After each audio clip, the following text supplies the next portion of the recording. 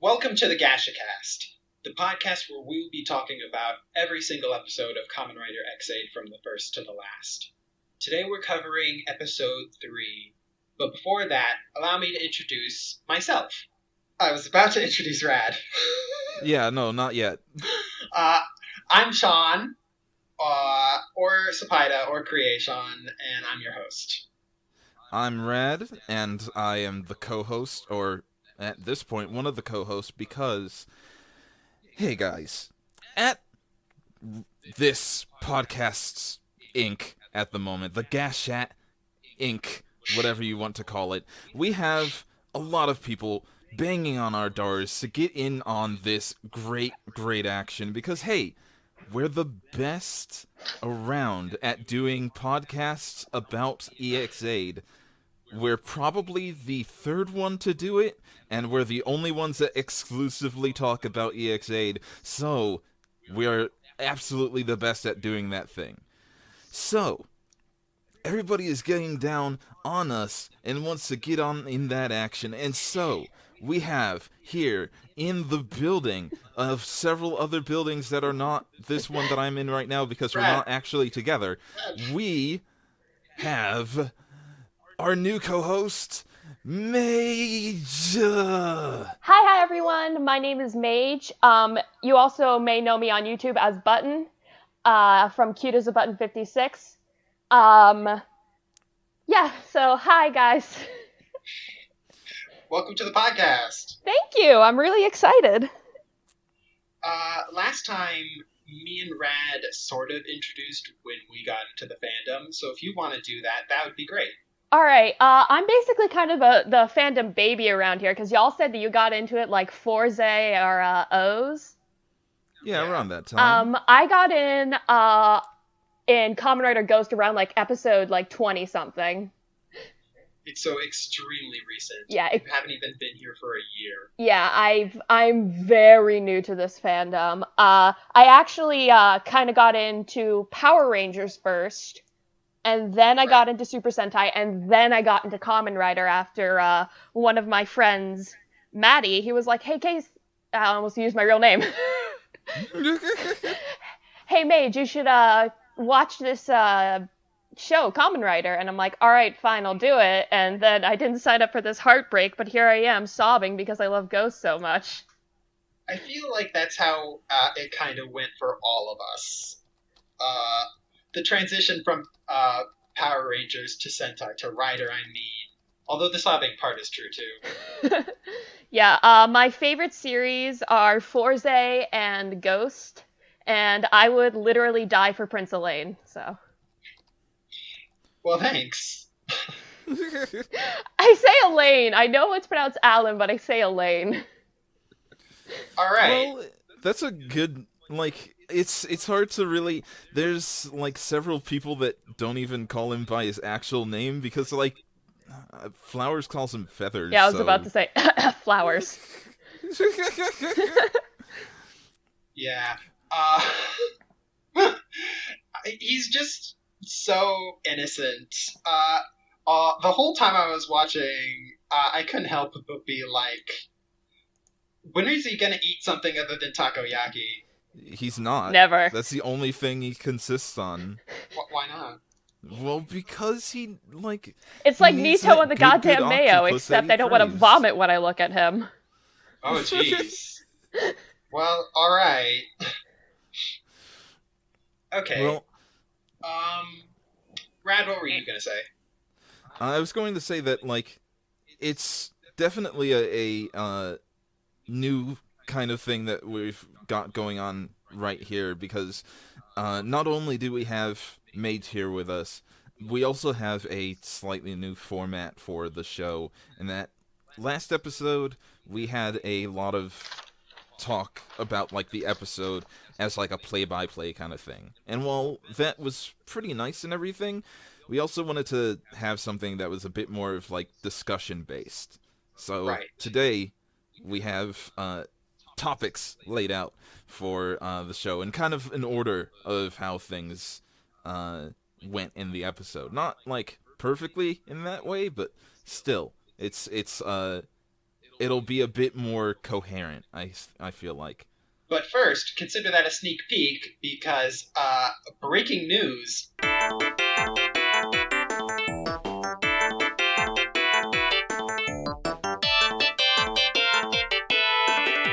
We have news now as a segment. Oh, how fun. Yes.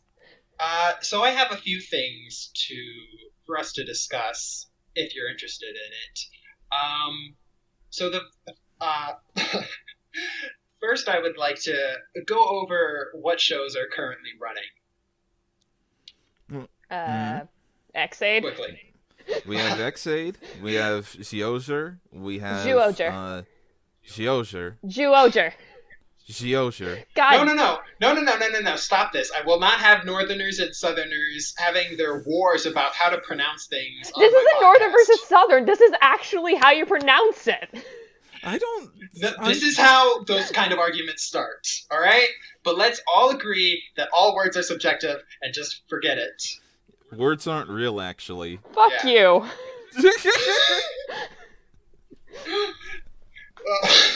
You need some female perspective on this, and this is bullshit. So besides X-Aid, we have our Ultraman orb, which I don't believe either of you are watching. I'm watching it, kind of on and off. I'm not watching it yet. Ultraman. Briefly, how do you think that's going? I'll start with Zyuohger since we started with that and had a huge argument. I'm kind of disappointed in it as a 40th anniversary series, but also I sat through Super Mega Force, so I kind of keep my mouth shut. Power Rangers is another currently running series. Power Rangers Dino Supercharge. It's great. Yes, it's amazing. Also, Tyler and Shelby almost kissed, and I nearly died, and I love it. You know what? That's the strangest thing about Power Rangers lately, is that characters can't kiss anymore, despite being able to back in the 90s. I don't know how that became a thing. Was that a thing that happened in the Disney era? I don't think so. I don't think you can specifically say that it happened in the Disney era, because it didn't happen in the latter end of the Saban era either. Like, it only happened really in the Mighty Morphin seasons. Tommy is the only character in Power Rangers to really kiss people, because, like, in space, you'll remember that the Red and Yellow Rangers in that had a romance, and they never kissed either, I believe.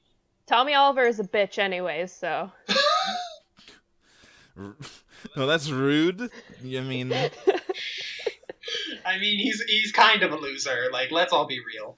He is. I mean, like, I don't know why everybody thinks that he's the coolest in the world. I mean, he's not like real uncool, but he's he is so cool. Uncool. Have you watched that show?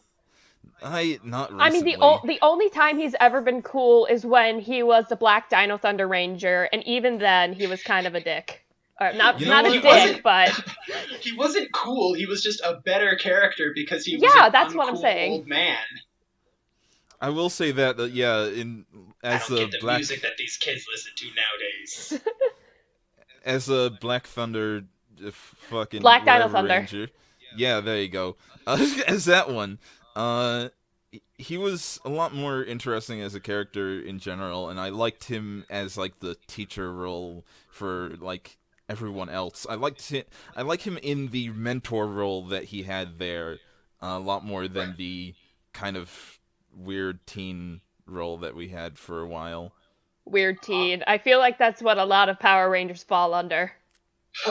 Yeah.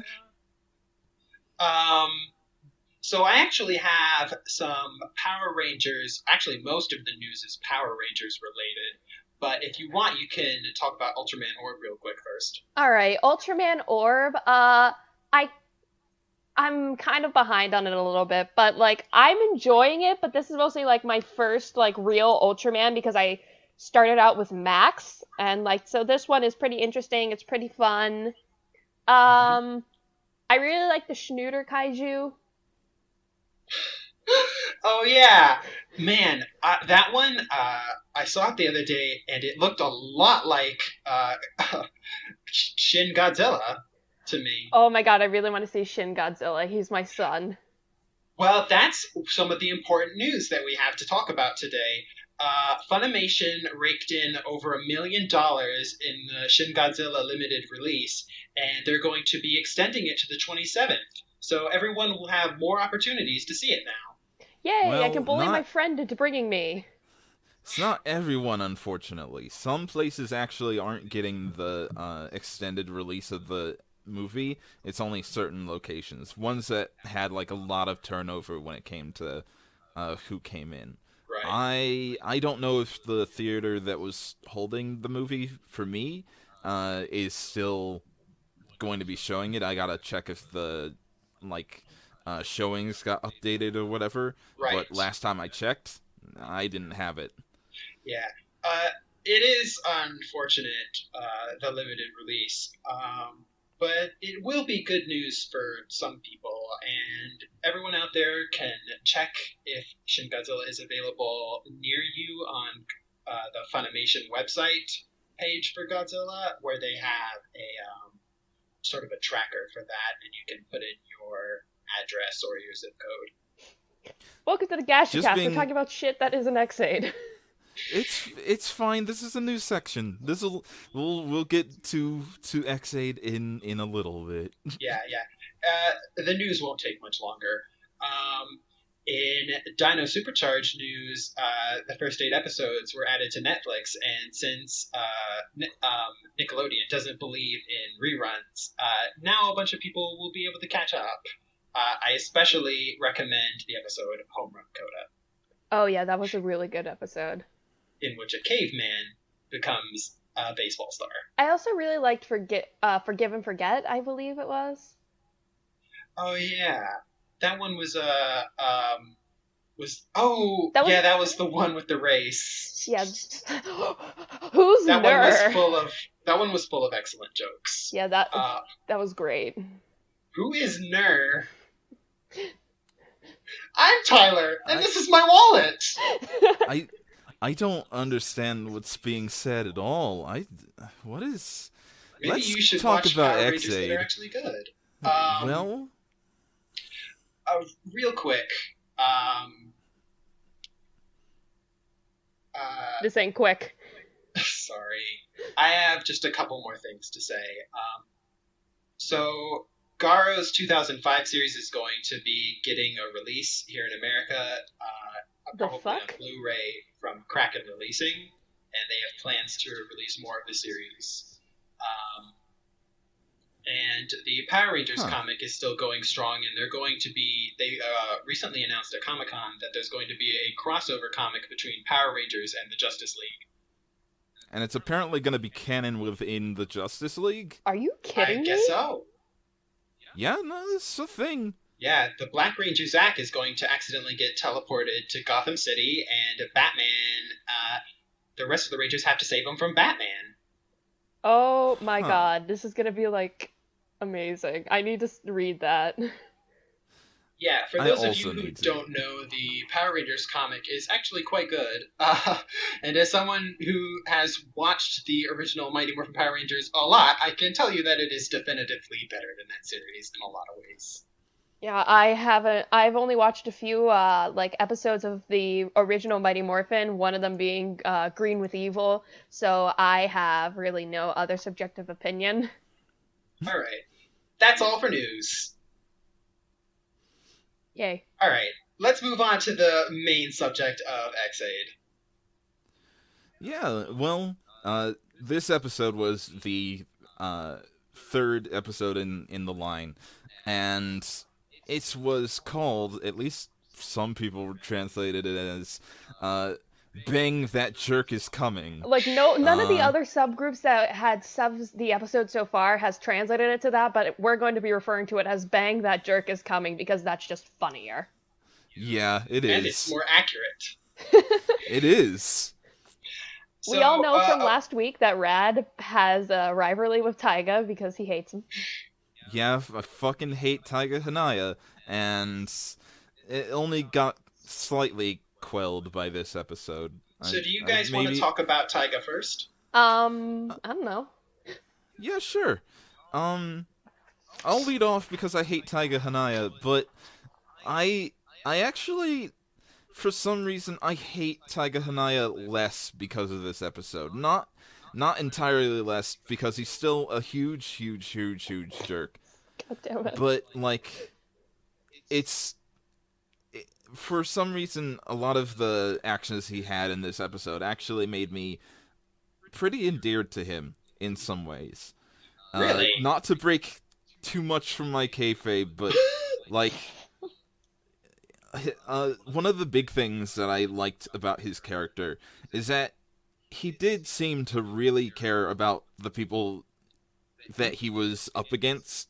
Like, even when he was trying to, like, beat Emu in the whole high score rush that they had for a little bit there, he still worried about Emu gaming over a bit later on in the episode when we found out that they have like a life bar on their chest, and when it goes down all the way, they die. Like, for reals, actual, they fucking are dead, Game die. over, man. Game over. Yeah, So, that's like, it elevates the stakes quite a bit. it does. But that, like, he already comes off as somebody that, even if he is still a big jerk, he'll know how to, like, be a decent human being and worry about Emu, and also worry about the kid from earlier in the episode that we, like, follow throughout, who has the bugster attached to him. He, like, when he was fighting Hero, they both, like, pulled away from the fight to help out, was his name Yuki? Yeah, I his think name it is Yuki. They both pulled away from their fight to help Yuki, which was... this is more of like a general thing for all of the writers that I was very happy about to see in this.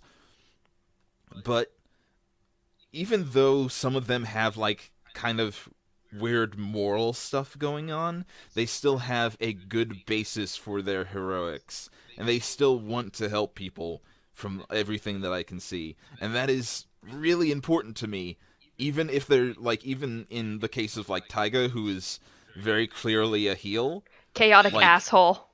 a chaotic asshole, he still has, like, a moral standing in that he will save the patient that he is, like, dealing with at the time, and will refocus even when he's, like, focused on a fight with another Kamen Rider. Yeah, that's something that I actually found really interesting in this episode, is that I actually thought that Taiga was going to be kind of more evil than he really was. Even in the opening, when they showed that he's, like, fighting alongside them, I thought, well, this is going to take a while to actually get to this point. But instead, he does want to fight the bugsters, he does want to save the patients, but to do it, he's going to do it, quote unquote, his own way. Mhm. So you both are saying that you're a little surprised he's not the Oja of X-Aid. Yeah. I'm glad that he's not. Like, at this point, I'm burned out on The Ojas. on the Riders fighting Ojas. each other. Yeah. I mean, it's still gonna happen, but I'm burned out on, like, certain writers just being, like, huge fucking assholes. And I know that we still have Genmu, who is absolutely going to be an asshole and is on the villain side, at least for the time being. But, like, the three that we have right now, even if their morals are against each other, it is still, like, they want to save people, and they are still heroes, which is good. I'm fucking really jazzed about that. You're being very forgiving of our secondary writers. I mean, like, they're still jerks, don't get me wrong, but, like, they're like, not complete heroes monsters. Yeah, that's the thing. They're not fucking Michi over here. They're not fucking That's Michi over here, and that's all I really care about, is that they're not fucking Michi. Uh-huh. I too would not fuck Mitchie. Oh yeah, God damn you. unfuckable. You can't fuck Mitchie.tumblr.com. Lordy. Okay, so yeah, Taiga isn't a complete shitheel. I have to admit that. Because, even when Emu tries to interfere and Taiga attacks him, Taiga doesn't shift his focus to Emu. He still focuses on the Bugster, and that generally runs throughout the episode. When he challenged Emu to a duel, I thought it was just going to be the two of them alone fighting each other. But no, he's making it a competition to defeat the Bugster. Which I wonder if he got that idea from when Graphite and Parad tried to make that sort of same gamble with him earlier. That was the other thing that I really dug about it, because it was a fighty fight battle between the two. It was an interesting thing because it made it seem more like Taiga and Emu are not enemies; they're rivals, and Exactly. that was like really cool because we haven't had a proper rival writer in a little while. We've had some that are like jerks for a bit, but not ones that are semi-friendly rivals. Right. Not really friendly, but not like I'll kill you if you lose kind of rivals. Of like the last 5 years of Kamen Rider, surprisingly, the character that Snipe resembles the most is like early Makoto. Yeah, he does. That's true. So and Taiga and Makoto are similar in that way because Taiga isn't, he doesn't consider this a game, despite the way he speaks. But he is obsessed with clearing all the games and destroying the Bugsters completely for some kind of redemption or revenge. Yeah, that's something interesting about his backstory. I'm trying not to hop too much ahead, but the something precious and he made a medical error and he killed a patient. I think that's really interesting, and I think that's going to be like his main motivation for like redemption, that he fucked up and he needs to fix it. I definitely feel that way as well, because like it was cool finding out that his main goal is to have revenge against the Bugsters, and not so much like to just wipe them all out. He wanted to make things right on his own. So what I'm getting from his character so far, and this isn't like, he hasn't tied into my whole theory of like all the characters having like different sides of them yet, but like he has a compassionate side to him that he has not like tapped into for a little while. But like a little while, you can tell that he's not a bad person. He just got a rough ass deal and is just rolling with it. Can we talk about the suits and powers a little bit? Sure, yeah. But I have one last thing I want to say about Taiga. All right, before we move on to like Snipe itself. Okay. Right. So Taiga is introduced to us more properly last episode by Dan when giving him the belt, asking him if he's going to be a doctor and then trailing off. And Taiga doesn't answer that. So I think that the conflict between revenge and him trying to like earn back his old like doctorly ideals could be like a major conflict for the rest of his character development in the series, and it could be what his like personality split is about if it continues that way. Very interesting.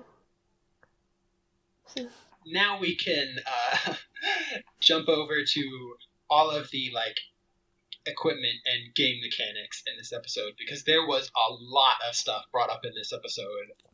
Yeah, there was. So men. like they doubled down on a lot of the video game stuff in this episode by a whole ton. Um, I'm surprised none of the barrels exploded. yeah, we haven't gotten to that point yet because Taika didn't actually use any of them as like Cover? like exploding barrels. He did use them as cover, I think, but he didn't use them as like the exploding barrels that they seem to be. But It's almost like they're more like cover than anything else. Yeah, I wonder why that's so important in a shooting game. but Yeah, maybe so. it's all waist high cover too, so Right. it's And when he transforms and he goes through the screen, When he he's does leveling a up? roll. When he's leveling up, are you talking about that when he combat rolls through his little Yeah, it reminded me of Gears of War. Gears of Rider? I play that game. I play Dang. Splatoon. All right. I'd like a game where it's all just like a first person shooter with all of the different riders that primarily use guns. That's extremely niche. It is, but it's be good. Maybe Alright. it'd probably not actually be good, but it'd be fun. So back to the show. Another one of the game mechanics that showed up. One of the more subtle ones was that we see in the one of the first battles with both Emu and Taiga. Not the very first battle this episode, but the second one. We see floating HUD elements for the first time, and they're completely different when we're looking through Emu's perspective and around Taiga's perspective. Yeah, I thought that was super cool. Honestly wanted the scoring system from episode 1 because I feel like that's kind of important when you're playing games, you know? Always go for the high score and all that bullshit. So, like, actually getting to see a proper high score system is actually really cool. It's yeah, I had the same thought because like it's so neat seeing that kind of thing put out there, but it's even better when it is in the context of these two writers are fighting to get the high score right now.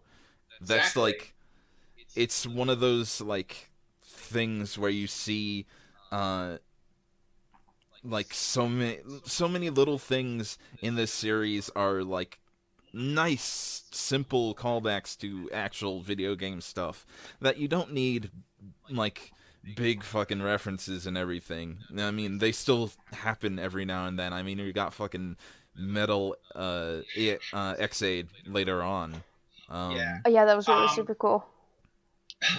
Yeah, it was great. But I wanted to point this one out. This one stood out to me the most, and it was really subtle. So I really wanted to touch on this and how it's not like we're seeing it through their eyes, but we can tell that it's their perspective because the camera is sort of going around them in those moments. I just thought it was a great subtle touch that shows that they really care about the effects. Honestly, they're not as distracting as I really thought that they were going to be, and I'm shocked. Mm-hmm. They're taking the backseat. It's partly because they're not they're still pretty bright colored and everything, but the entirety of the special effect is faded out in the background, so it looks like floating HUD elements and everything, but it's in the background, so you can't see the whole thing all the time. It kind of floats around aimlessly. It's not in every single shot, so it's just kind of like a subtle thing that you see it and it's oh, that's neat, and then you can focus back on the show. Right. What's great about it is that it's not just a layer stuck on top of the action. It's something that's inside the 3D reality of the show. My first thought after this little discussion was this would have been a fucking disaster in 2006 because... Oh, God. Even with Tokusatsu's budget of $4.25 and a half-eaten McChicken sandwich, it still looks really good because they know how to incorporate it. But in 2006, I think they would have kept the HUD elements bright as hell. So, it would definitely be a huge problem because fuck. There's a lot of stuff going on in the actual HUD elements that you see. Like, you even see the score go up on the score attack thing when Emu kills an enemy. Like, I also gotta go back and look to see how much a small mook bugster costs to, like, the fucking Hubert chicken score. heads. And stuff. Yeah? I wonder what use that is to him as a Kamen Rider, though. I think it's just like a cool background touch. Can we talk about the controller titties now? I mean, it's brought up now. We might as well. Yeah. I don't have anything to say about it, though. Well, I was more or less gonna, like, talk about, like, the life bar system. Yeah, go ahead. Okay, so we mentioned this earlier, but in the show, it's shown after M and Hiro eat a shit ton of lead, it's shown that there's a life bar on the controller titties. I'm not actually sure what it's called. I know the life bar itself is called the rider gauge, but I'm not sure what, like, the whole thing is called. Yeah, it doesn't have a name just yet, but we'll just call it controller titties. Okay. No, we're gonna call it controller titties. Alright. And so Asuna's like, be careful, if your rider gauge hits 0, you get a game over and you die. If you die in the game, you die in real life. So, it kind of adds new meaning to Emu saying he's gonna clear this with no continues. Because there is no continues. You can't continue in real life. You're fucking dead, son. Narya isn't gonna come down here and give you a continue. That's a funny crossover. We've got animal gamers and doctor gamers. Why haven't I thought about this before? Because I'm not watching Zyuohger. Yeah. Zyuohger. Zyuohger. It's fucking Zyuohger is how I say it because, like, my mouth is stupid. Zyuohger is how I say it because it's Zhu Ranger, but with an O in the middle. Zyuohger is how I say it because that's correct. Well, you're wrong. Whatever, Mage. Anyways, back to the health bar. Back to the health bar. The thing that stuck out to me most about that whole sequence was that Emu and Taiga were so surprised by that. Not that it's like, oh, that's important information for them to know or anything, but what really grabbed me about it was that they didn't feel like they were near death. So how is this actually tied into their health as an individual? Like, why does this kill them? It might. I wonder if it's because, like, obviously to be a writer you need, like, a lot of stamina and shit like that. So I wonder if it's, like, not exactly, like, a stamina thing, but it's, like, in, like, video games, like, first-person shooters where, like, the screen will get red. So I wonder if it's, like, their field of vision, like, gets narrower and narrower until they can... I don't know about that. Like, metaphorically. Metaphorically? Well, like, God. This is why I suck at talking. If you want, we can give you a second to compose your thoughts while we talk about it. Alright, y'all do that shit. Well, as far as, like, the actual health bar goes, I feel like part of it is directly connected to the suits. Like, the suit of armor will protect them from just about everything, but it has their energy put into it along with its. So, like, their gamer energy? Their gamer life energy is, like, connected through it. So they have to, like, put it all together when they transform. So, like, it's possible when they level up, again, they'll get more life to their rider gauge, but because they're only level 2 right now, they only have so much to it. So, like, they're getting protected from everything, but they can only take so much before they can actually, like, die from it. I guess. Many other... maybe it's that, like, they can't feel much of the damage that they're taking, but, like, their armor will eventually, like, kick all that back at them. Ooh, that's a good theory. Yeah, it's kind of like, the Master Chief, not really theory, but, like, in Halo, the Spartan armor, I believe it's what it's called. The Spartan Yeah. armor is connected to you with like a little brain connection thing.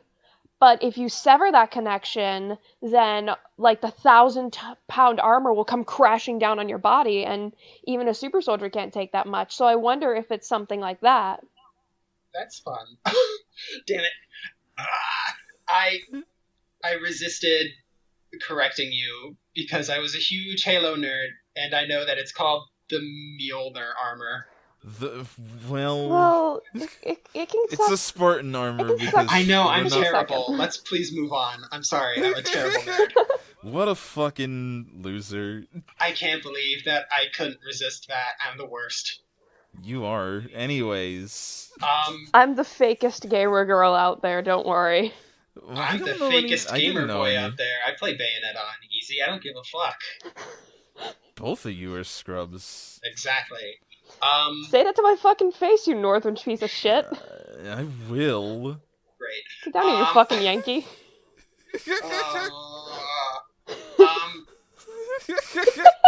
I am a little worried about the health bar, because before Emu gets his invincibility power up, and before that, and after he's at low health, he takes a lot of hits and his health doesn't go down at all. So it's like, is this really gonna be important?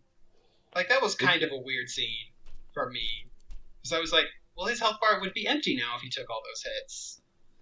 Was it, like, did we know for sure that his life bar was low? I know Yes. that, Yeah, both Heroes and M's life bar had 2 bars left. Yeah, it was a close-up. But Emu, like, stood out there and took hits for, like, an hour before jumping up and getting the power up. But his health didn't seem to go down at all. maybe he had a skill. No, Like, maybe this was just a dramatic moment in the episode. Yeah, honestly, what? I think it's just going to be used for dramaticism. Yeah. Yeah, that's probably the case, but... Like all of these video game mechanics are fun, and they are, like, well done, and they can be used in great ways, but, like, there's also an element in just, like, how these are just going to, like, play in to what Tokusatsu is, like, already like. Like, the stage select is, like, not much more than, like, how already in Toku the characters are always randomly teleporting to different locations. God, I don't like the stage select mechanic at all, and I can't really articulate what I don't like about it. But to me, it's just really stupid and kind of lazy.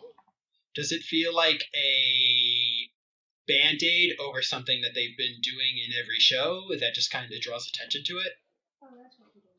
Yeah, for some reason, I feel like that it was something that never needed to be fixed. Like, I just accepted and expected that Tokusatsu, they'd just be randomly transported somewhere. But with this just makes it kind of stick out like a sore thumb. I don't know, I feel like because it is such a staple, having that specific trope of it be, like, not so much, like, put a Band-Aid over it, as much as giving it, like, a slight amount of, Sort of explaining it? Kind of explaining it, kind of giving it a justification. It doesn't need a justification because it's going to be, like, a silly thing regardless. But it's sort of nice to see a silly, over-the-top justification for a trope that is already in in Kamen Rider canon. Like, they joked about that in it was the last episode of Wizard, where they were in that, like, opposite world thing or whatever it was supposed to be, where Rinko and Shunpei were high school kids, and, like, writers would come in and they would change locations in such extreme ways that it would even throw Wizard off, and he wasn't free of that sin either. So it was kind of nice seeing that kind of thing justified in a rational kind of way. You enjoyed them playing with the trope. Yeah. It was like a fun reference, sort of thing. And it works for the series because, hey, they're going to have the stage select thing in because they want to have certain people have like stages that are good for their type of person, like their type of writer and everything.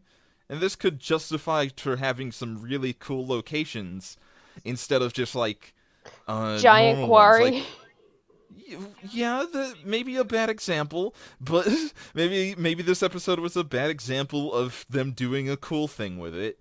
But maybe eventually, because winter's coming up, maybe eventually we'll head to the mountains and have another snow battle. I'd be fucking hyped for that. Yeah, And we don't even need like I good really want like a justification for special it. Christmas episode because Ghost didn't have that. Oh yeah, it didn't. They like kind of had like they referenced Christmas because it was around the time that Was it like during the like montage for like yeah. Tucker's second death? Yeah. Yeah. But they never had a proper episode for Christmas. Well, they were kind of set into like a calendar system, and they focused more on the plot than they did on stuff like that because they can't really take a break from the progression of days. Yeah. Hopefully we get something cool this time and maybe play one of the shitty Christmas video games that there are tons of. Video games are one of the number one Christmas gifts.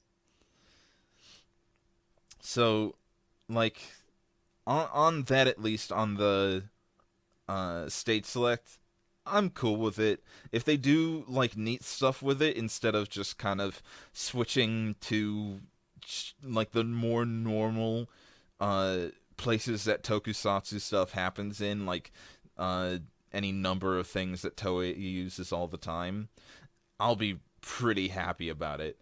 If they do that instead, yeah, it won't be all that useful. They probably should have just stayed with the changing locations thing. Alright, let's move on to another topic. Alright, choose your topic. The Bugster. Oh boy. Okay. The enemy this week? You mean the gun? Yeah, the gun was a really fun enemy. Captain Revolt. I like how in the last episode we were talking about how the CGI monstrosities kind of looked like they could be different kinds of viruses, and we were interested in seeing what other possible like forms they could take. And then in this episode, it's just a big ass gun. And the next episode, it's gonna be Junkrat's Ultimate. It's just a fucking wheel. It's like there's like I thought that we were going. It's fine. No, I know it is. But like. We thought that, like, everything was going to, at least for the level 1 bugsters, that everything was going to have, like, some kind of virus theme going for it because of how the last 2 ones look. I wonder if instead of reflecting viruses, it reflects the type of game that the bugster came from. It probably will. Like, the thing is that the bugster from episode 2 that we thought was like a cold virus. A cold virus, I forget what it was actually, bless you. Was it a bacteriophage? Yeah. That we thought that was supposed to be what that was, and it possibly was at least part like that. How could it not be? But it also, if you looked at it, it also kind of looked like the top of a castle on legs. And that was against Hero, who has the whole RPG thing going on, so... Bit of a reach, but I can't say that's not valid. On top of that, the weird thing from the first episode against Emu maybe looks a bit like a golem from Castlevania. I've been playing Castlevania recently on my YouTube channel, plug, and like, yeah, a lot of the golems actually do look kind of just like that, with like gangly arms and a big, thick body and everything. So he's thick. Oh no. Yeah, the fucking salty thick as fuck with his big ass diaper. God damn it. Yeah, fucking whatever. Okay, so the very first battle, when Wind Snipe turned into a giant bullet and destroyed the gun. I had to watch it again because I got confused about how that battle went, but right after that shot, you do see the Kaijin of the week fall too. And I gotta say, while his like color design and everything wasn't as interesting as the last two, I probably liked this guy the most out of all of the three designs. Like the way that his like body was set up to be like just a bunch of guns all strapped together and everything, and his like singular visor eye that sort of looked like the visor that Kirby has when he uses laser. I know that's like a real far like comparison and everything, but it looks a lot like that as well. Well, I thought that his I think that's something important that this Kaijin brings up is what is the intelligence level and motives of these Bugster? Because we've got Graphite and Parad, and those definitely, I think they're Bugster. They definitely have like much higher goals and plans than the others. The like individual Bugster we see, it's kind of debatable what their like intelligence level is. And like this monster of the week, like he does some dumb things and some smart things. But like he just tells the kid like he just info dumps on him about how like the kid's stress is like powering him up. But also he does a smart thing and like he sets up a fake version to be him and the leader to be destroyed, and he goes invisible. Like he doesn't like disclose that. And it also, this episode brings up to me, it clarifies in my mind like part of what the Bugster's motivation is. Like in the first episode, the kid was stressed about the game release and not getting to play it, and the monster just, he rampaged at all the people attending the event. The second guy, he was anxious because his fiance suddenly called off their marriage for no reason, and the monster targeted her. This one's afraid of doctors, and now it's targeting the doctors them directly. It's definitely like. Sorry, I jumped a lot there.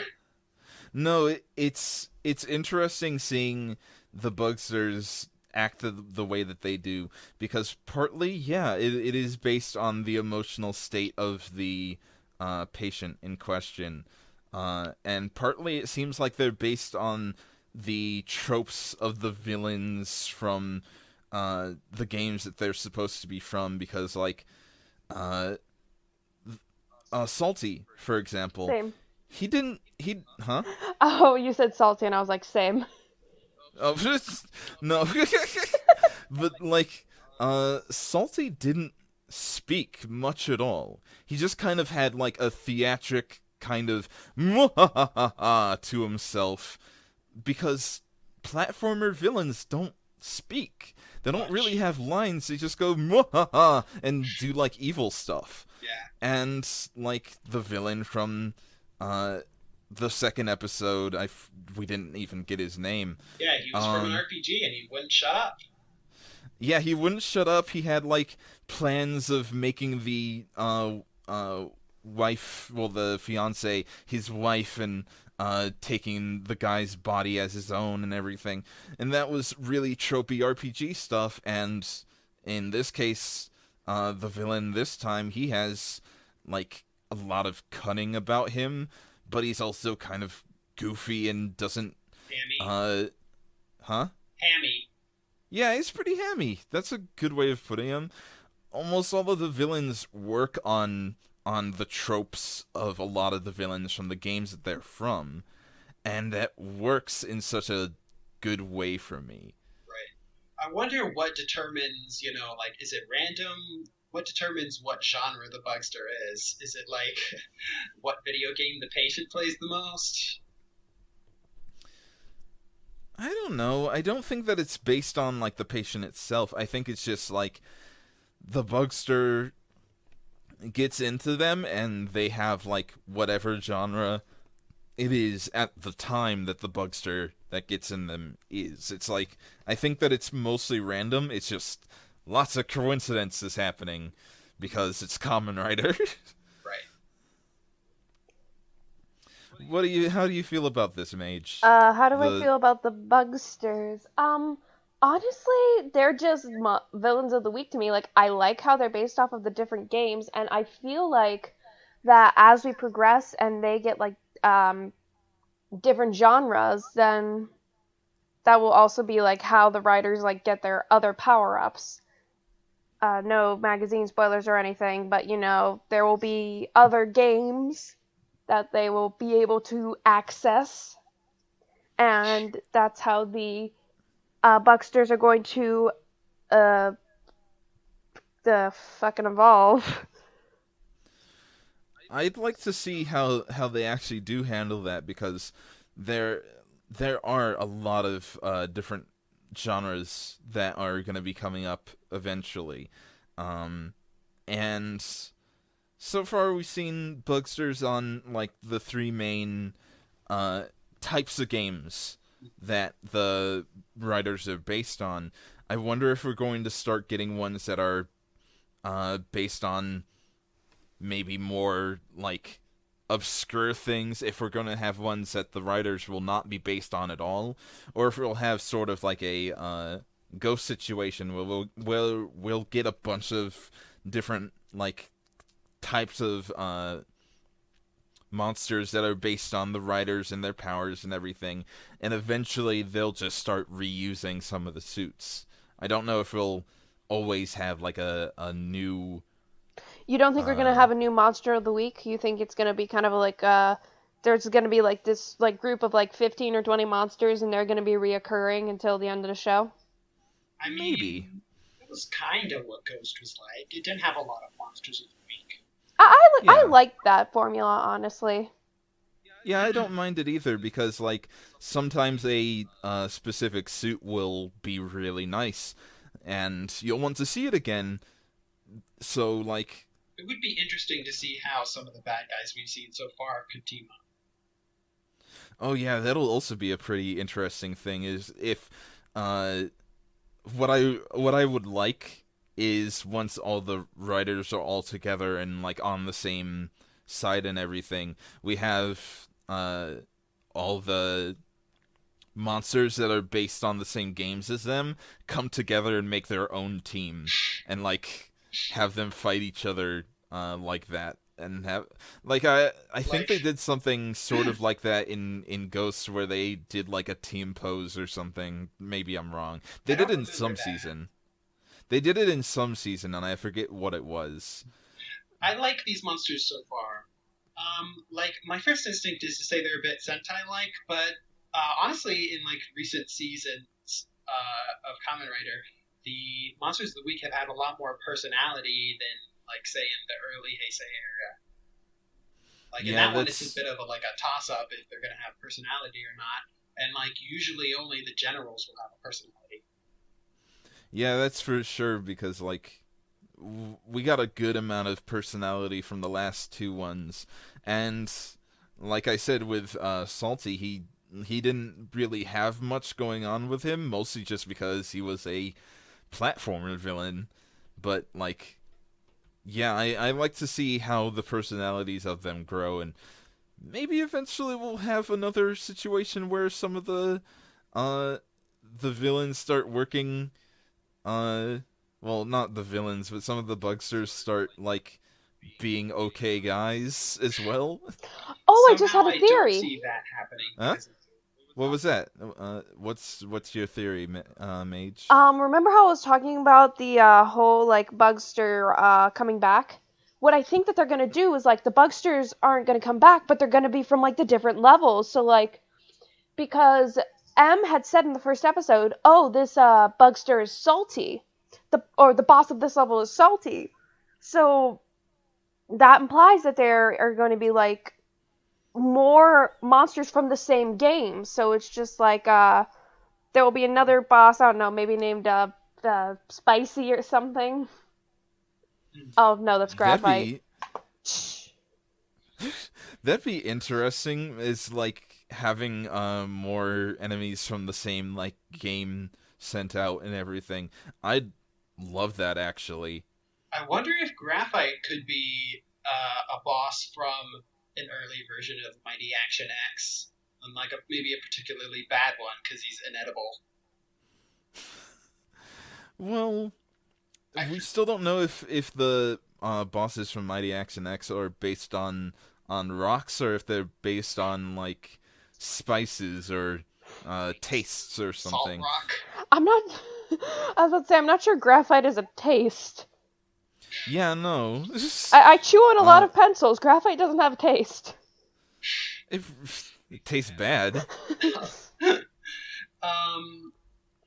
I don't. Well, it's hard to predict what's going to happen with the monsters in Kamen Rider. They tend to go in a lot of different directions. Can we move on to talking about like graphite and pallid like fully?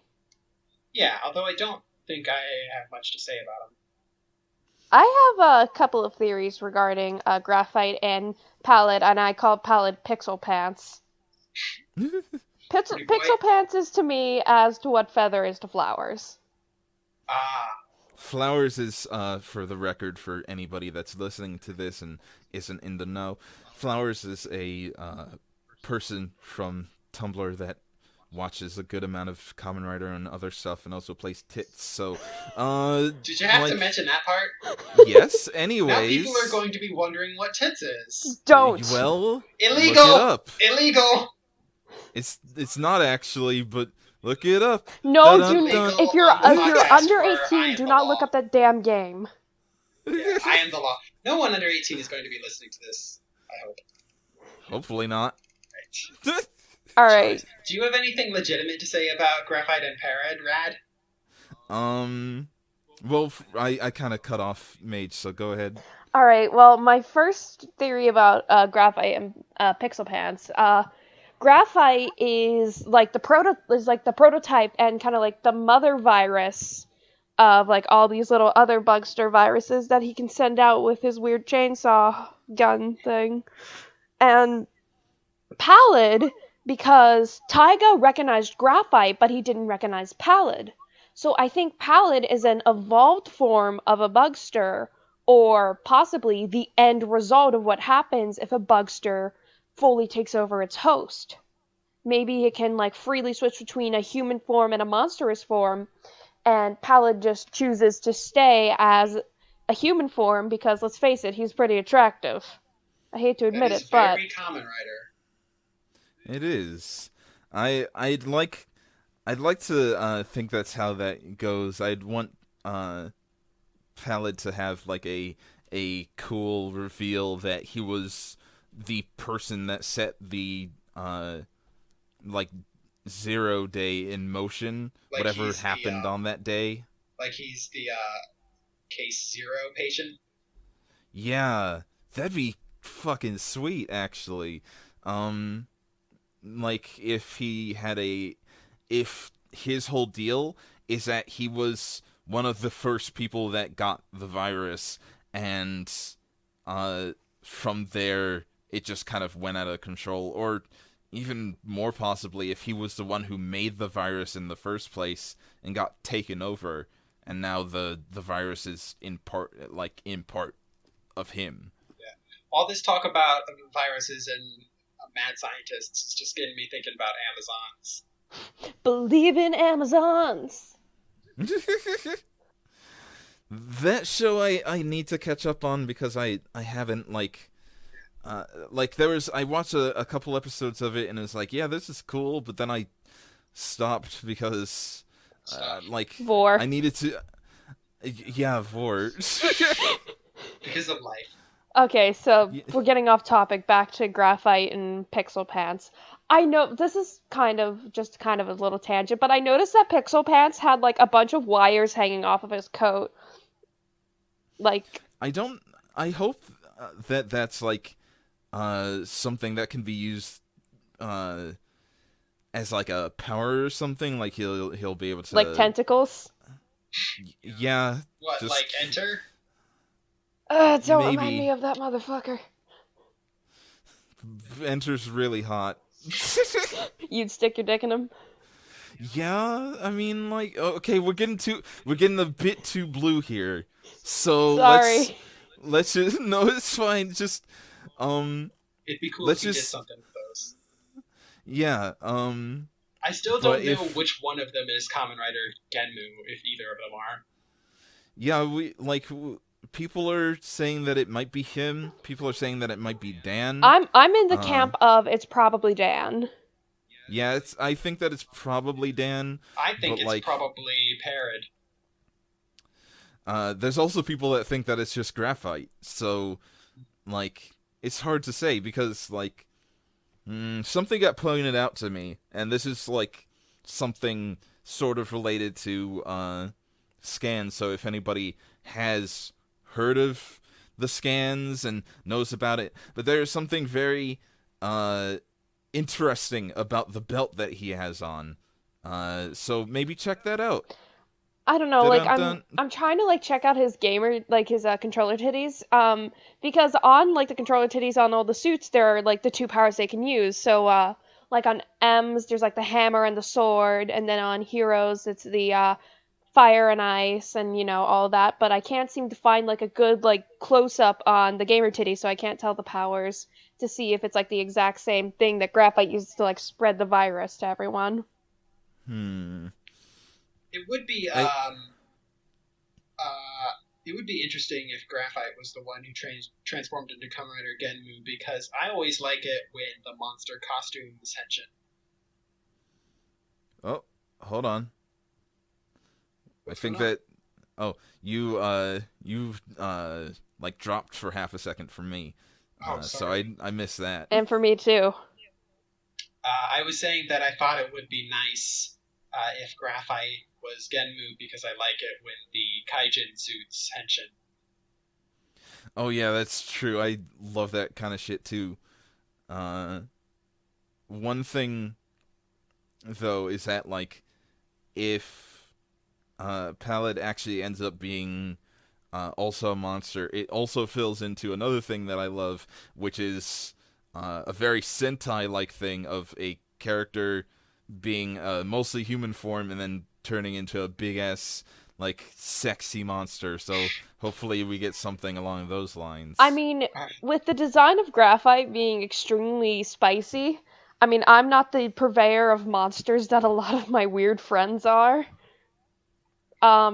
I'm not toast here, but um, yes, graphite's just like a really attractive monster design. So if Pallid does end up getting a monster form, I have high hopes that it's also going to be sexy. Yeah. Yeah. I'm uncertain, if he would Henshin or not, or if that would even matter, because, like, Graphite's suit actor has been both, like, Uva and Gremlin, and also been, like, the Makoto doppelganger and Gold Drive, so I'm uncertain. Oh, something regarding graphite.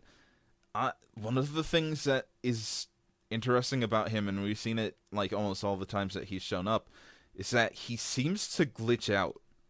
Like he's the only one that does it, but when he's just standing still, you would see him kind of vibrate sometimes. So I don't know what the deal with that is yet, Yeah, but it's wonder pretty cool. I wonder if that'll be important, or if that's just a visual reminder that he's a digital creation. Um, We'll have that we'll have could to tie into see. my theory of graphite being like the like mother bugster. He's like giving off parts of himself, and because of that, he kind of like glitches in and out. Yeah, that would make sense for that as much, and I'd be interested to see just like where they're going with the villain characters at this point because they seem like more than anything they are just treating all of this like a game. Uh, Yeah. so I'm interested to see just how far they're willing to take things. I'm interested in that too. All right. Let's move on to another subject. All right, what do you want to move on choose to? choose between Emu and Hero. What a let's talk about Emu. All right. That's a good choice, because then we can transition from hero into the mysterious past. So, Emo continues to be the best and a very good guy. He's my sweet gamer boy. Yeah. He's very, very good. Very good? He's very good. Yeah. I just like the scene where he's taking all of that punishment and like reaching out to Yuki and like just throwing himself into the fire with like no sake of his like own life. Is like a really strong early episode hero moment that you don't get a lot with Rider. Like, I can't remember any other scenes where like a Kamen Rider was like that self-sacrificial this early on. Yeah, I can't really think of any that were really that sacrificial either. I mean, like, not in the same kind of way, but I guess, like, Takeru was a lot that kind of way, because, like, he literally died to save people, but, or at least to attempt to save people. Especially later on, but early on, he lacked a lot of that confidence. I don't know if episode 3 Takeru could do this as easily as, like, episode 30 Takeru could. That's fair. Just a note, you're kind of pissing me off with how you pronounce Takeru's name. What am I saying? Takeru. No, it's Sean. Takeru? It's Takeru. Takeru. Yeah, with the Takeru. Yeah, it's no. You're saying Takeru. Takeru. No, it's Takeru. Takeru. It doesn't matter. It does. Who cares? No one does. You southern piece of shit. Everybody's a piece of shit, but let's move on to talking about how good Takeru is really good, but Emu is... I like that Emu asked about what was going on in the past as soon as the question was brought up, and I'm glad that Poppy was like, director, like, fucking fill him in, he has a right to know. Yeah. Like, I like Poppy a lot so far. Poppy's my wife. Poppy Poppy / Asuna has been really fun pretty much all the way through as like a character, as a thing, like as like a part of the cast. Like, you know what? I really regret not setting up Poppy as one of the subjects we can talk about today, because we should do that now informally, because she's freaking great in this episode. She is, especially like she tries to cheer up Yuki at, like, around the mid part of the episode, and gets just straight denied and has a completely anime moment where she just has those depression blue lines above her head. Yeah. Another really cute thing that she did was she has like her own stationery, and she drew a map to like the illegal dirt doctor place. How does she know where that is? Yeah, I don't fucking know. But it was just like Emu went over and was like, "Hey, I have a question for you," and then next thing you know, he's on his way to Taiga's home. The dirt office. But it was probably an indirect thing, or like an unintentional thing, but it really kind of reminded me of like the opening of Luigi's Mansion, where I almost said Takeru, goddammit, where Luigi is looking at the map, and they kind of look up to the mansion. That kind of reminded me of that. Poppy's map is very cute. Poppy is cute in general. Like, almost all of the characters so far, even the ones that I think are like heelish and everything, have like pretty good endearing qualities. And I know that I'm jumping back to Taiga again, and fucking trust me, I still hate Taiga Hanaya, but fucking Revolver Ocelot spinning his Gashot motherfucker. Oh yeah, I hate that. Why is he so extra? But like, no, the thing is that like when Emu was changed to being all confident and was like, "I'll take you on in this battle," like, the fact that he had like a little mouth cover laugh giggle thing that he did was like, wow, what a weird character. He's kind of all over the place. He's sometimes like really serious, but also has like a weird cute side to him. Characters with depth. Ah! Not in my Kamen Rider. Not What the my fuck is tokusatsu. this? Characters that are actually fun to watch. Well, they're always fun to watch, even the ones that don't have depth. But I mean, But yeah, I'd take Taiga to an Arby's. No. I didn't say anything. I just said I'd let him. No elaborating. We move on. So, Let's I go love back how much to M. Poppy hates Taiga. I love that she just hates him. I love that she won't respond to him calling her Poppy. I like that she's just like, why the fuck is he here? I like that she just does not like him. That was cool. Which is relatable. Yeah. Have you guys been watching the Poppy's Room shorts? Yes, I have. I haven't really seen much of them, but I've wanted to. Well, you should. They're fun little 8-minute shorts. They kind of go over what went on in the episode. They show you how to do the henshin pose. And I like how the henshin poses kind of speak to each other's characters. Emu's is flamboyant. Hiro's is incredibly simple with no wasted movement, while Taiga's is like really show-offy and easily the most complicated one to do. Revolver Ocelot, motherfucker. That's true. Forget it. My favorite thing that has happened in the Poppy shorts is that the one for this episode, they introduce Snipe, and the comedian Kamen Rider fan guest is like, he's so cute. No, not cute, but he's so cool. And Poppy's like, really? How so? And he's like, well, he's got like the thing coming down over his one eye and stuff. And Poppy's like, does it remind you of your pouty middle school days? Poppy's fucking brutal. Yeah, I love Poppy so much. I'd want more of that in her character in the show if she was just like really sunny and bright and everything, but really brutally honest. That would be like, fun.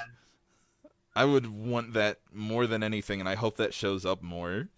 Okay, speaking of special net movies that make me laugh and also scream slightly, the fucking virtual operations this week. Oh, what are those like? Okay, so the virtual operations also kind of show off the henshin pose and like shows you like the level 1 and level 2. But this week, there's only been 2 so far, but this week, Dan was inside the CR center, and Taiga kind of was in there too, because he also wanted to use the simulation. Oh, right. They have like a VR headset, like danger room thing. Yeah. But what was really cool is that it actually revealed a little bit about the past. Oh. I didn't actually watch it myself. What did it show? Me neither. I watched the one with Emu. Okay, can I say it? Yeah, Sure. go right ahead. Alright, what it said is that Taiga kind of like got to use the virtual operation thing because he was gonna blackmail Dan. He was like, Gem Corporation still has the proto-gashots from Zero Day, but the way that TVN translated it, he said that caused Zero Day. Is that like getting too much into spoiler territory, or? Not really, since it's already like technically out and everything. It should be for perfectly fine. Yeah, but so he was just like, oh, if that information got out, and then Dan was like, fine, but you only get to use the VR headset once. Alright. This is something we're gonna need to look into later. If the prototype ones did in fact cause Zero Day, whatever Zero Day actually turns out to be. I mean, it makes sense. It's a game virus that comes out of computer code. And also, M also mentioned that Bang Bang Shooting was a canceled game. Yeah, a canceled game. It wasn't so much canceled as much as it was stuck in development hell, it was Duke Nukem Forever. Yeah. So I guess it could. I mean, it could have been one of those games from back then that never got finished, and now. Yeah, which would also explain Gem, and also adds more to my theory of Dan is Gem, because he said the proto Gush shots were from 5 years ago. Mighty Action X had a 5-year development cycle. Yes, thank you, Rad.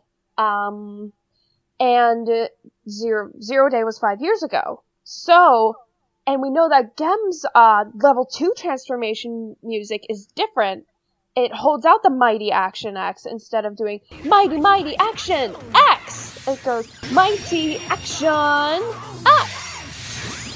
And so, what if that was the prototype sound of Mighty Action X, and therefore that's the proto-Gashot? Right. This is something that we briefly covered last time. But this is definitely something that ties into this new information. It would be, like, really interesting to see just, like, what caused the Bugster infestation, and if it was brought on by these prototype Gashats, what made those go so wild?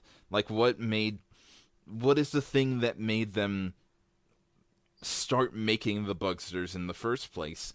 Is it something to do with them being new technology never used before? Is it going to tie into the weird, like, Yu-Gi-Oh! Comparisons that have been going around, which sort of hold a lot of ground in it's somehow ancient technology? Should we dive into the past mysteries now? Maybe. We kind of accidentally did. Are. I kind of fucked up with that. No, it's fine. We don't need to, like, part of the reason why the podcast is like this now is because we want to have one of these, like, free-flowing conversations, so right. If we go off track and do whatever, that's probably just fine. Yeah. Probably. I can understand Graphite and Parad, since they're involved with Zero Day, having their hands on a prototype Mighty Action X Gashot, but it also makes sense that, Dan would have the Bang Bang shooting and prototype Mighty Action X ones. And, we know that Dan is keeping secrets from Poppy because Poppy didn't know about Taiga becoming a rider, and when Hero confronts Dan about why Taiga is a rider, he's like, I gave him the belt because he's compatible. He's good at being a rider. Not because he excessively bribed me. Not because he just poured a shit ton of yen on my desk. Right. So I feel like definitely, fucking Dan and his fucking pink tentacle could absolutely be Genom, or at least extremely shady. Something that, it's not even so much that he has some of the, old school, not old school, but the prototype versions of the games. He has all of them. He has the prototype versions of all of the Gashats that we know of, both from magazine scans and otherwise, except for some of the very, very newer ones. But, he has almost all of them. No, and it was shown in whatever the fuck it was, Virtual Operations. It was shown that he does have all of them. He does possess all of them. Yeah, just there are a few from the most latest magazine that he does not have, so we're gonna have to see how that goes. But all the ones that we saw from the first ones are definitely there. Yeah, he has all 10 versions of the prototypes. Yeah, that's a big deal. It's interesting that Dan is sort of creating these individual common writers for each genre, instead of selecting one common writer and giving him the power of all genres. Considering that Taiga is after getting all of them so that he can have the power to completely wipe out the Bugster. So why is Dan holding back on using all the Gashats? Is there a good reason for it or not? And more importantly, if he is, for some reason, Genom, or however you're actually supposed to pronounce his name, it's probably just Genom or Genmu because of Japanese pronunciation, but... I didn't realize until this episode that Genom was the name of the game corporation. Yeah, I realized it in episode 1. I'm just like, Dad's a bitch! But, like, the thing is that he is supplying all these people with the tools needed to take down the Bugsters. And if he is, for some reason, Genom, why is he also fighting them? Right. What? Yeah. The biggest surprise about his character for me is that he just has that pink tentacle on his desk and no one's made a comment about his fetishes. Well, some people have, like, Cat just keeps on bringing up that... No, not Cat. It was, Amanda keeps on bringing up that it's a fucking, the weird gnomes on his decks are butt plugs, but they're not. They're fucking gnomes. Speaking of the Kamen Rider fandom defaming something innocent... Taiga! Can we move on to the something precious? Oh, Hero! Oh, yeah. Yeah, okay. That as well. So, in the episode... I thought you were going to talk about people saying that Taiga and Dan fucked. Well... Yeah, well, yes, they have, but, Instead, we're going to talk about Taiga and Hero fucking. Okay, yeah. So in the episode, Hero says Taiga took something precious from him. And the actual theory that I've come up with is that, because they also mentioned that 5 years ago, Taiga got so obsessed with them video games, he made a medical error and he killed a patient. So my theory is that Taiga made the medical error on a patient that was very close to Hero, like a friend, maybe a possible girlfriend, or maybe even his mother. Yeah, I kept it close to my chest, but like the very first thing I thought when he said, "Oh, Taiga took something precious from me," was like, "Is it your mom?" Yeah, like that's on it, because like there's a precedent of dead moms in Kamen Rider, so. I'm surprised that he even still has his dad. Right. I'm surprised his dad isn't that much of a piece of shit.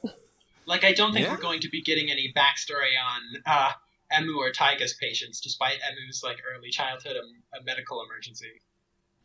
Yeah, but however, the Kamen Rider fandom has interpreted it as like Hero and Taiga have fucked one time, like real nasty, like. I'm actually going to write a fan fiction based off of that. Don't fucking test me, I will. Fucking do it. We'll feature it on our blog. No, we won't. Yes, we will. magemew.ao3.com. Oh, God. Anyways, you can't tell me what to do with the blog, Brad. I'm in charge. I will reblog all of the weird Kamen Rider memes I feel like. Okay, just go ahead. Anyways, because I thought it was Hero's mom, it kind of grossed me out when people were talking about it being his virginity. But it could be anybody. It could be like his fiance. It could be a really close friend, like a best friend or something, and Taiga killed that patient, and then Hero's just got... like, my full theory, if it's the best friend thing, is that Hero and this person, best friend, were really fucking close, and, not like fucking close, but like, you know, really close, and they're, Maybe I don't know. We got dirty mouths and minds. Let's not bring up the, debacle of Rad slandering me, but, okay, so they were really close, and, like, Hero was, like, really, like, emotionally close, and then Taiga killed the friend, and then Hero got so fucking emotionally constipated, he's just like, I'll never be friends with anyone again, or if it was a lover, I'll never love again! It would definitely tie in pretty well with, what was, it would definitely tie in pretty well with, how I was feeling that Hero would probably eventually, lighten up and, like, come back in, but, like, everything is, like, starting to come together as of, episode 3, and every episode so far has had like a nice like this piece is coming together, this piece is coming together, all the pieces are coming together pretty well for this beginning plot that they're going for. Yeah, and it's like really nice. Considering that this is one of those like mini writer series, I was like immediately concerned that like this was going to be a lot of trouble juggling all of these writers and the plot line and stuff. But like so far, this show has been doing like an excellent job at everything. Yeah, I'm honestly shocked at how into it that I am, because usually this stuff would have, like, you know, the lesson of the week formula very early. That's why I kind of got bored with some of the earlier episodes of Ghost, because they had, like, the lesson of the week. But in this, it's the story piece of the week.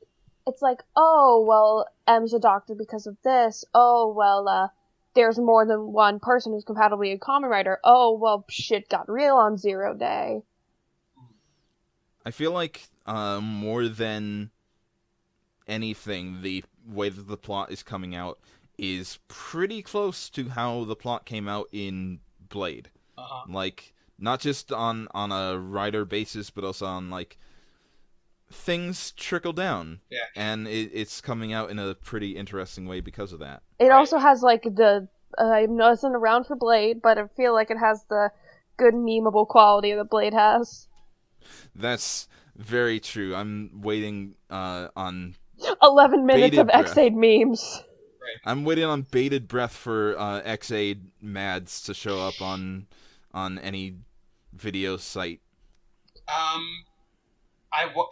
wonder, like, the way things are going so far, like, you know, like, it's going to keep up this, like, quality for the rest of the series. I'm like, I know that's hard, but, like, I honestly feel I'm, like, super pleasantly surprised. Like, before I started this show, I was going into it thinking, like, this show is going to be just okay, and the fandom is going to love it. And actually, it's turned out, oh, I really like this show, and the fandom hates it. Well, not our part of the fandom, but, like...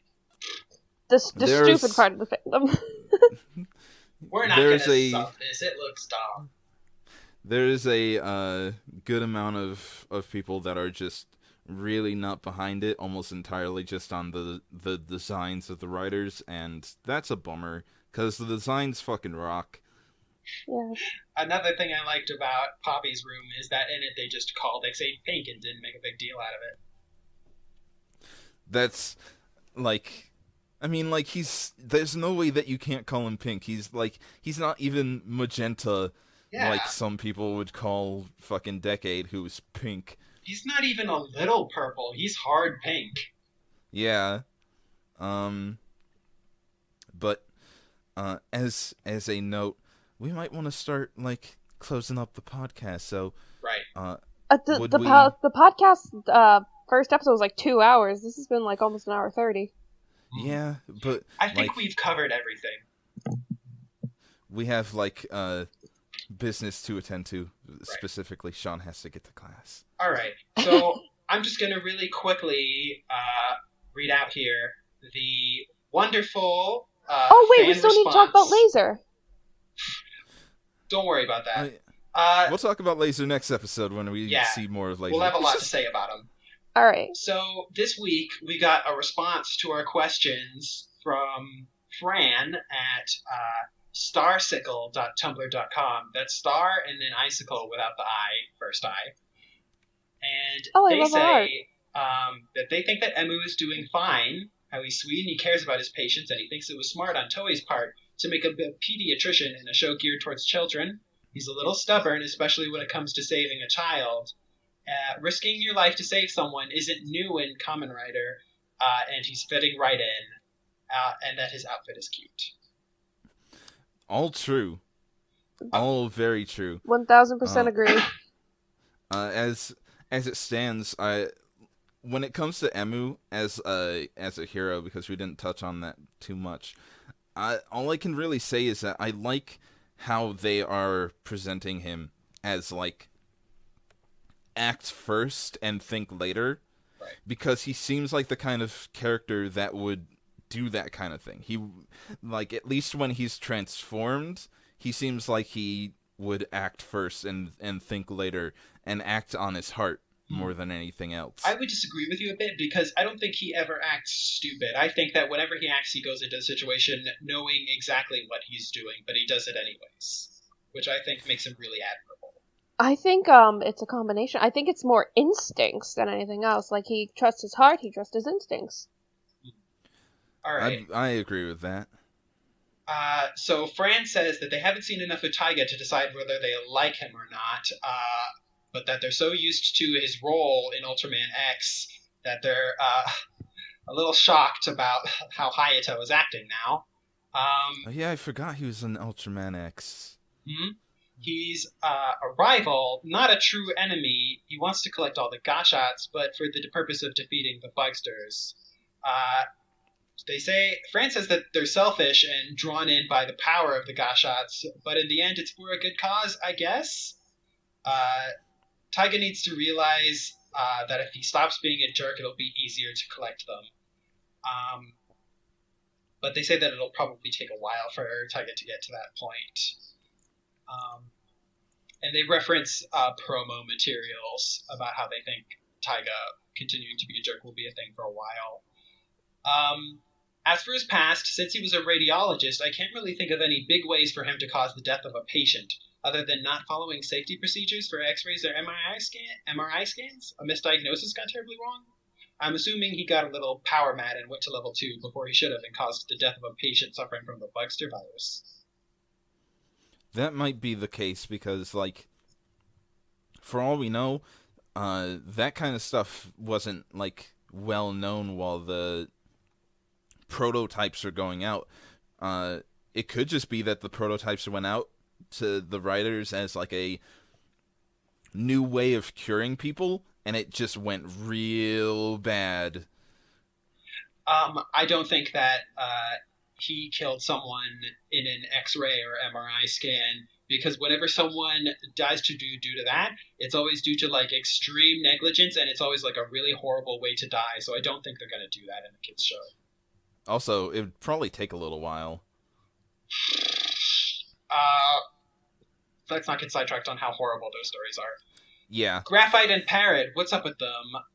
What is up with them, other than Graphite being the best monster ever and Parrot needing a better fashion sense?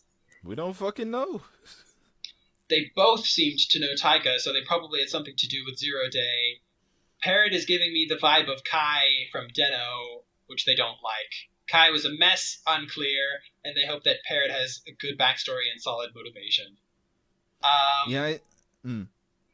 They kind of want Graphite to end up being Kamen Rider Genom, just because they both have their weapon, and it's not a real Kamen Rider unless one of the writers isn't human. We all know that. It would be odd for Genom to end up being the boss of Genom Corp anyway. Too obvious, they say. It would be pretty obvious, but Kamen Rider isn't exactly known for its subtlety, so we'll have to see how that goes. The lackeys in the Bugsters seem to be pretty dumb, but that's okay. Trash mobs are trash mobs without the best AI. Bosses are obviously a little smarter. Whether or not they're just copies of the bosses in the game or not is yet to be seen. Graphite and Parad, we don't know how human they are, but they're definitely smart.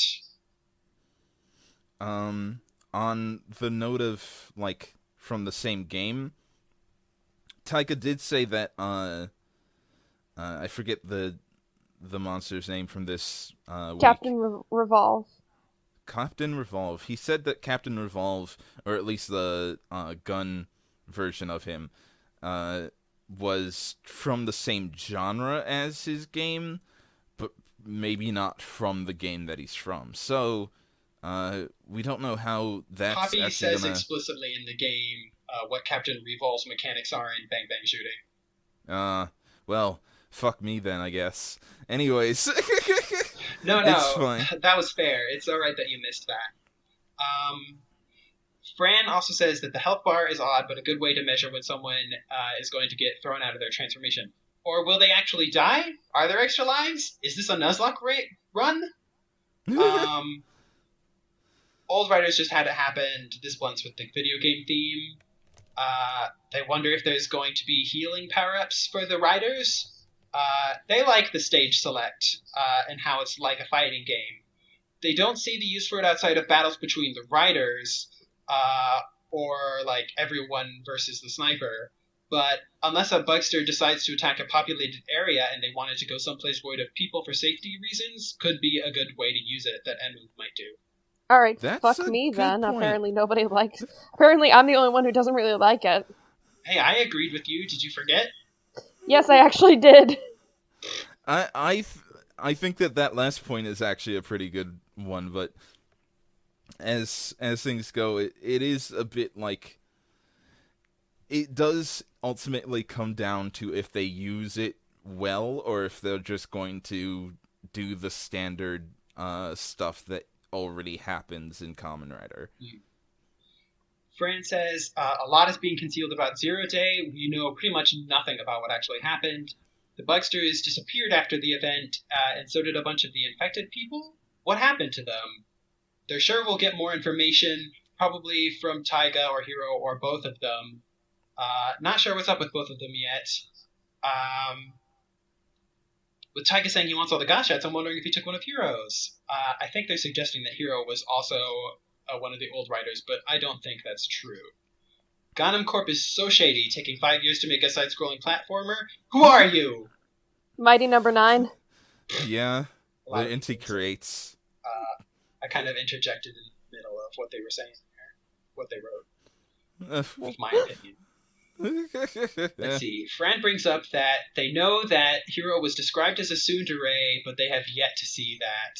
He's rude to other people, but I think he's just one of those types. They certainly... Sorry. I'm actually thinking that, like, as the show goes on and he becomes less of an emotionally constipated dude, I think he's gonna show off more tsundere, emotion shit, you know what? I hope so. I absolutely don't think that he's been a tsundere so far. Maybe he will in the future, but I think it's kind of a cliche way to talk about characters anyways. Fran says Hiro doesn't trust Emu yet, they think, but they're not an enemy or a rival, and that they'll slowly warm up. I think that he regrets his decision to stop fighting just because his life was at stake because of the way he looks at Yuki and Emu at the end. They think that Taiga is kind of similar in the whole wanting to save people but going about it wrong thing. They'll probably have an episode where they risk their life for a patient just like Emu did, learning about the power of friendship and sharing cake. They've got for Kagami. Kagame. Fran thinks that the assistants were just a one-off thing that takes up too much showtime to have his female assistants show up in every episode, most likely to give him the whole arrogant feel. I feel like that's fair, but we really do need more female representation in this cast. Oh, absolutely. Like, I'm completely conflicted on whether the assistants should just be gone forever now or not, because it kind of, if they are, then that just treats them as, like, accessories. So I almost hope that they come back and have actual personality. Do you want a female perspective on this? Yes. Yeah, go ahead. Absolutely. Yeah, it's complete bullshit that so far it's been, like, 6 writers and they're all gonna be male.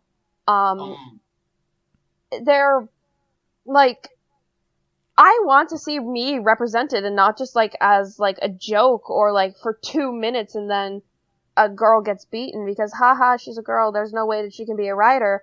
I want the chick to, like, know what the fuck a video game is and just start kicking ass. Like, I just want a good kick-ass lady, and sorry, that was a tangent. Ugh. Not. No, go right ahead.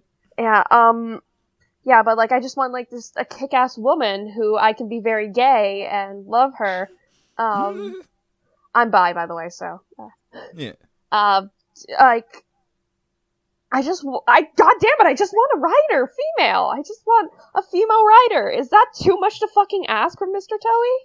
Yeah, it just seems really bad so far. Like, it's upsetting that, like, so far in this show, like, even after like what it's done with Hero's Assistance, like it's still nowhere near like the worst Kamen Rider show when it comes to sexism. Yeah, that's the sad thing. It's like, the assistants are just fucking eye candy for that one gag. But then, like, I can, like, say, well, at least it isn't as bad as Drive, or it isn't as bad as Gaiam. And I really shouldn't be able to say that. I should not feel uncomfortable watching Kamen Rider. And that kind of fucking sucks that I kind of do feel really uncomfortable watching Kamen Rider sometimes because of all the sexism. And it just makes me sad because I really do like the show, but then it has all that sexist bullshit in it that just makes me want to, like, stop watching because I'm so uncomfortable. I feel you on that, absolutely. But like, I feel like... go ahead. Like, I'm a dude, so there's definitely a level to it to which I am just kind of complicitly ignoring. And, like, I love the Kamen Rider franchise, but, like, I need to always in every episode stay critical of, like, what's going on with the show. And, like, yeah, I'm definitely gonna, like, I'm gonna be striving to, like, bringing up this issue, like, in every episode. So, like, if anyone listening to the podcast thinks they're gonna get tired of that, then fucking get out of here. Yeah. As for, like, Poppy and Asuna, because I know that's, like, a kind of a subject that some people were on, especially with, like, all the female stuff, I'm pissed off that she's not gonna be a writer, but for her, in her, like, navigator role, I kinda like her. Like, there's, like, a part in me that, like, knows I should probably be more angry than I am. But for me, Poppy is just, like, a really fun character. And sometimes I just want a really fun character to watch. And I'm not saying that Poppy should just be a background girl. What I'm saying is that, like, Poppy's really fun to watch, and I want to see more of her, and I want her to be useful, but sometimes I just want a good, fun character, and Poppy definitely fits that. Right. As things go, like, Poppy and Asuna, like, they both, while their roles aren't exactly hero roles like we would want them to be, they still fill a role in the show that is very important in general. And if they can, like, take that by the reins and make a really good character of it, that's great. But, like, yeah, we do need more representation for females in the cast, for women in the cast. Even if we got, like more girls in general, like little girls, whatever, because so far we haven't really had much of that either. All three of the patients were boys or males, and the one female who was involved with the second patient, she was talking about marriage, and yeah, that's an important thing, but we're more than just marriage assholes. I don't even fucking know how to word this. Jesus Christ. Either way, I have high hopes that the show will eventually get, once we're past this whole character introduction thing of, like, all the writers and everything after next episode, because I think that's when, like, the plot and everything will start taking hold. Once we're past all that, I hope that we can get into a situation where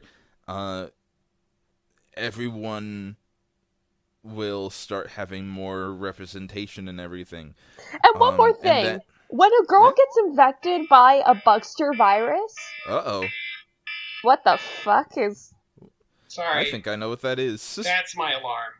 Okay. This is all really important stuff to talk about. Do you guys want me to leave and you guys can finish up this discussion without me? We can probably do that on I'll end the podcast in some type of way. But say your goodbyes, Sean. Bye. I'm out of here. Later, fucker. Bye, whore. But go ahead. What I was gonna say is that I know there's gonna be a female victim of the week, and I know there's gonna be female monster of the week. Jesus Christ, don't give her tits. Yeah, that's gonna, we can hope that that's not going to be the case for, like, more monsters with hits on them, just No more in bees, okay? general. It's not hip to fuck bees. It is hip to fuck bees. Shut up, you Yankee. But, I, since Sean is gone, and we don't really have much else to really, talk about because I don't have the email from the fan and everything. Yeah, sorry we cut your explanation short. I kind of needed a rant. It's fine. Rants are free to be put out here. But since all of that has been taken care of, I think it's about time that we close out the episode because we don't really go too much longer than this. Especially not without our host, because that'd be weird. But Anarchy. As things go, thank you again for listening to the podcast and everything. Our links to our Tumblrs and other such things will be down in the description, as always. So, this has been Rad. And this has been Mage. And this has been Sean!